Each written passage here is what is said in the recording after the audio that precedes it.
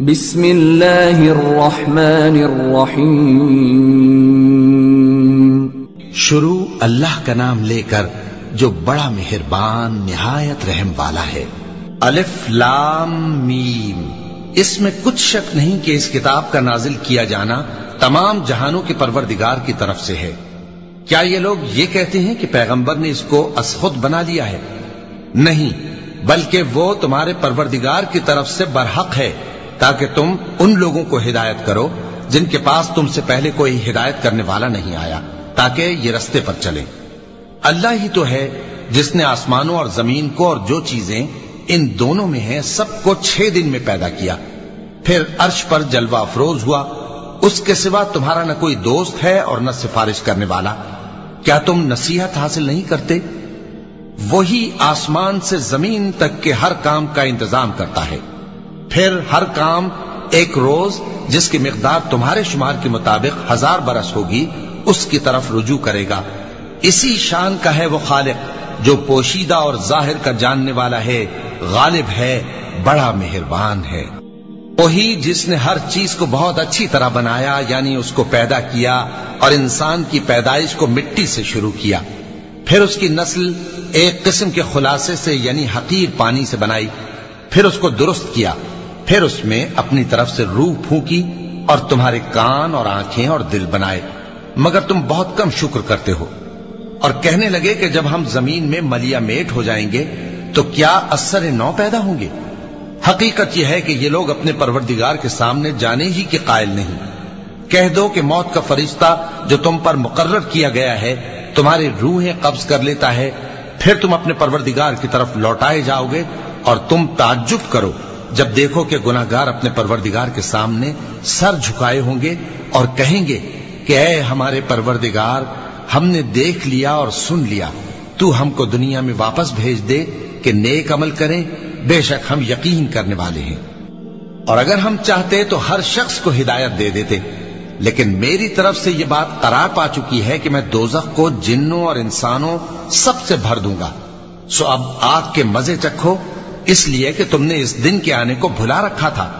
آج ہم نے بھی تمہیں بھلا دیا ہے، اور جو کام تم کرتے تھے ان کی سزا میں ہمیشہ کے عذاب کے مزے چکھتے رہو. ہماری آیتوں پر تو وہی لوگ ایمان لاتے ہیں کہ جب ان کو ان کے ذریعے نصیحت کی جاتی ہے تو سجدے میں گر پڑتے اور اپنے پروردگار کی تعریف کے ساتھ تسبیح کرتے ہیں اور غرور نہیں کرتے. چونکہ آیت سجدہ تلاوت کی گئی ہے لہذا سامعین پر سجدہ واجب ہے. ان کے پہلو بچھونوں سے الگ رہتے ہیں، اس حال میں کہ وہ اپنے پروردگار کو خوف اور امید سے پکارتے اور جو کچھ ہم نے ان کو دیا ہے اس میں سے خرچ کرتے ہیں. سو کوئی شخص نہیں جانتا کہ ان کے لیے کیسی آنکھوں کی ٹھنڈک چھپا کر رکھی گئی ہے. یہ ان اعمال کا صلہ ہے جو وہ کرتے تھے. بھلا جو مومن ہو وہ اس شخص کی طرح ہو سکتا ہے جو نافرمان ہو؟ دونوں برابر نہیں ہو سکتے. جو لوگ ایمان لائے اور نیک عمل کرتے رہے ان کے رہنے کے لیے باغ ہے، یہ مہمانی ان کاموں کی جزا ہے جو وہ کرتے تھے.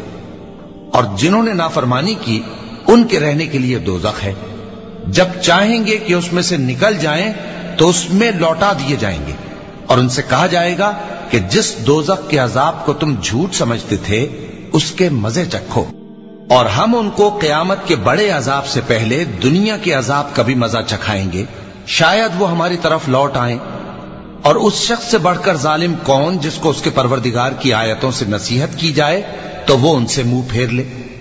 ہم گناہگاروں سے ضرور بدلہ لینے والے ہیں. اور ہم نے موسیٰ کو کتاب دی تو تم ان سے ملاقات ہونے سے متعلق شک میں نہ ہونا. اور ہم نے اس کتاب کو بنی اسرائیل کے لیے ذریعہ ہدایت بنایا تھا، اور ان میں سے ہم نے پیشوا بنائے تھے جو ہمارے حکم سے ہدایت کیا کرتے تھے، جبکہ وہ صبر بھی کرتے تھے اور وہ ہماری آیتوں پر یقین رکھتے تھے. بلا شبہ تمہارا پروردگار ہی ان میں جن باتوں میں وہ اختلاف کرتے تھے قیامت کے روز فیصلہ کر دے گا.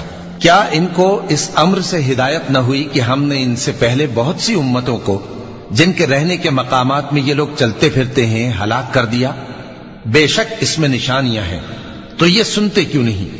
کیا انہوں نے نہیں دیکھا کہ ہم بنجر زمین کی طرف پانی رواں کرتے ہیں پھر اس سے کھیتی پیدا کرتے ہیں جس میں سے ان کے چوپائے بھی کھاتے ہیں اور یہ خود بھی کھاتے ہیں، تو یہ دیکھتے کیوں نہیں؟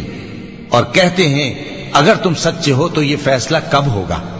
کہہ دو کہ فیصلے کے دن کافروں کو ان کا ایمان لانا کچھ بھی فائدہ نہ دے گا اور نہ ان کو مہلت دی جائے گی، تو ان سے منہ پھیر لو اور انتظار کرو، یہ بھی انتظار کر رہے ہیں۔